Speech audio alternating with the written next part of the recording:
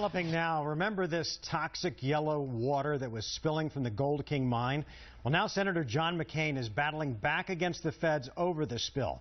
William Pitts joins us live from the newsroom. And Will, there are a lot of claims that the EPA just doesn't seem to want to listen to. Yeah, tribal leaders are accusing the EPA of ignoring them because they're on reservation land. They say if they lived in Flint, Michigan, this would be a different story. It took a Senate subpoena to get the EPA in a room with John McCain and 3 tribal leaders.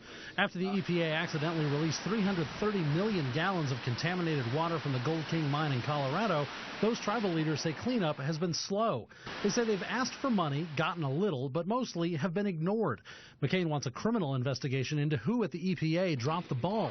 But the EPA assistant administrator wouldn't admit the spill could have been prevented. Who was responsible for not conducting a standard water pressure test at the mine? Given the geology and geography and the steep conditions, that procedure, which was done on the mine below the Gold King mine to identify the pressurized conditions, they could not conclude whether that was possible, nor could they conclude if it was possible, if it was able to prevent the actual incident from happening in the first place. Navajo Nation President Russell Begay says he was told the cleanup could last a decade or more.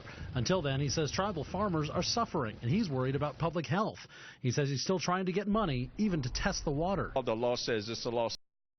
We have these policies and we have that. We need more documentation. We need more information from you. And they keep pressing us, and we know that every penny we will have to fight for.